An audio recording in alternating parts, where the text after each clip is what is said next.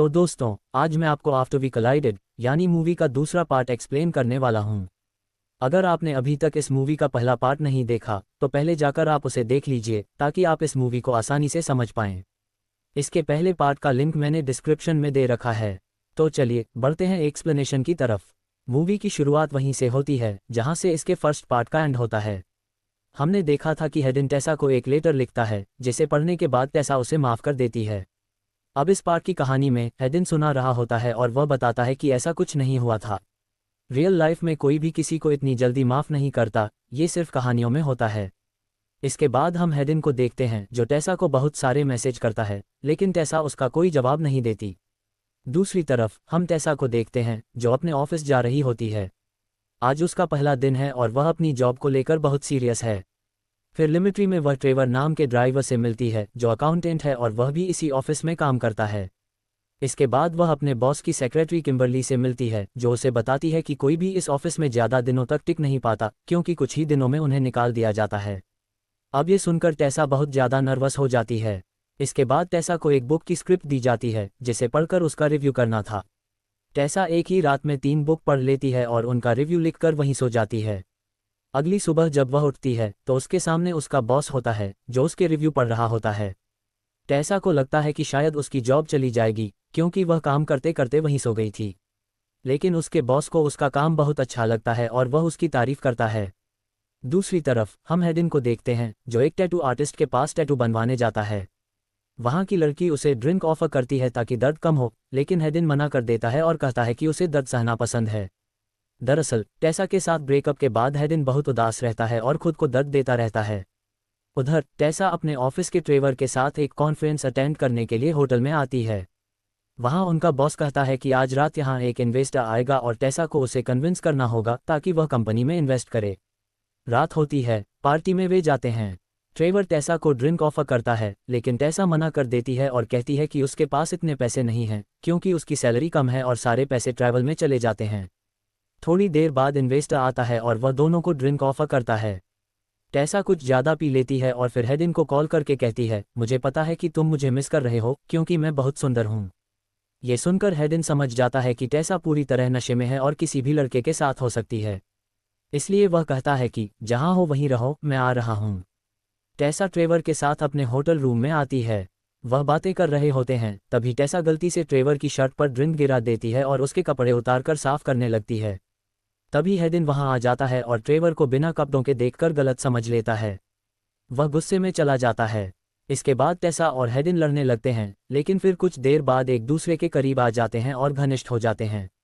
अगली सुबह टेसा हेडन से कहती है कि कल रात वह बहुत नशे में थी और उसने सिर्फ उसे चिढ़ाने के लिए उसके साथ ये किया था। आगे की कहानी में टेसा हेडन को ये भी बताती है कि उसने सुना है कि कल रात वह किसी दूसरी लड़की को भी किस कर रहा था। इस पर हेडन टेसा को नीचा दिखाने के लिए झूठ बोल देता है और कहता है कि कल रात उसने भी किसी और के साथ सोया था। ये सुनकर टेसा को बहुत गुस्सा आता है और वह हेडन को गालियां देकर वहां से चली जाती है। बाद में टेसा ट्रेवर से मिलती है और कल रात के लिए माफ़ी मांगती है। इस पर ट्रेवर कहता है कि कोई बात नहीं क्योंकि हालात ही ऐसे थे। इसके बाद हम हेडन को देखते हैं जो लैंडन के पास आता है और मदद मांगता है। लैंडन पहले तो मदद नहीं करना चाहता लेकिन हेडन उसे मना लेता है। फिर लैंडन टेसा को मैसेज करता है और बताता है कि हेडन सच में उससे बहुत प्यार करता है। कुछ समय बाद टेसा अपने पुराने फ्लैट में सामान लेने आती है और वहां उसे बेड पर एक पार्सल मिलता है। आज टेसा का बर्थडे है और यह गिफ्ट हेडन ने दिया है। तभी वहां हेडन और उसकी मॉम आ जाते हैं। हेडन की मॉम टेसा को देखकर बहुत खुश होती है, लेकिन टेसा हेडन से कहती है कि उसने अपनी माँ को ब्रेकअप के बारे में क्यों नहीं बताया। हेडन कहता है कि उसकी माँ उसे रिलेशनशिप में देखकर खुश रहती है, इसलिए उसने सच्चाई नहीं बताई। फिर हेडन की माँ टेसा को आज रात वहीं रुकने के लिए कहती है। टेसा को अपनी माँ से मिलने जाना था लेकिन हेडन के कहने पर वह रुक जाती है। अगले दिन टेसा जब अपनी माँ से मिलने जाती है तो वहाँ उसे नोआ मिलता है। नोआ पूछता है कि उसका और हेडन का रिश्ता कैसा है। यहाँ हमें पता चलता है कि टेसा के डैड उसके बचपन में ही उसे छोड़कर चले गए थे। टेसा की माँ बताती है कि उसके डैड कल उससे मिलने आए थे लेकिन उसने उन्हें भगा दिया। ये सुनकर टेसा को बहुत गुस्सा आता है और वह वापस हेडन के पास आ जाती है। रात को दोनों एक दूसरे के साथ समय बिताते हैं। अगली सुबह हेडन की सौतेली माँ टेसा से पूछती है कि उसका और हेडन का रिश्ता कैसा चल रहा है। टेसा सच बता देती है कि हेडन ने उसे धोखा दिया था, इसलिए उसने उसे छोड़ दिया। अब हेडन टेसा को वापस पाने की कोशिश करता है और वही चीज़ें करता है जो टेसा को पसंद हैं।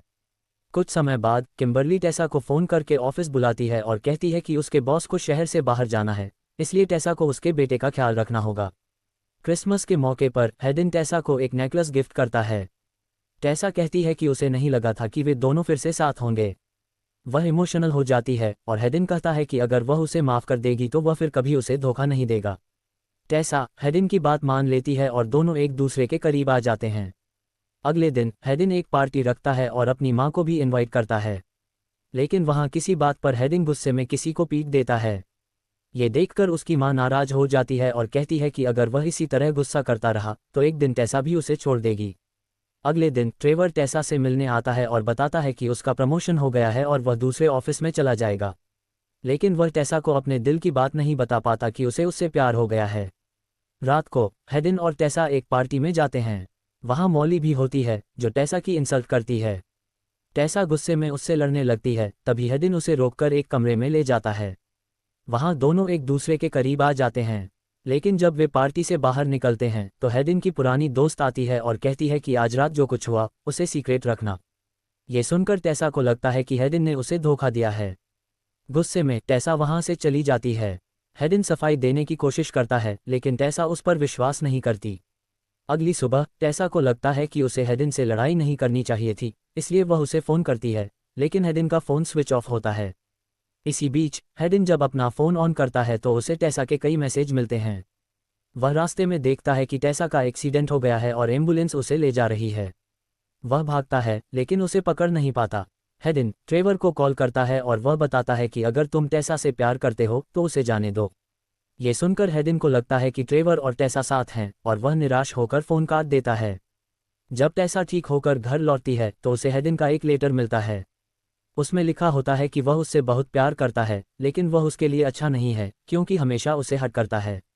वह ये भी लिखता है कि पार्टी में जिसे टेसा ने देखा था वह उसकी एक्स गर्लफ्रेंड थी, जिससे वह माफ़ी मांग रहा था, लेकिन टेसा ने गलत समझा।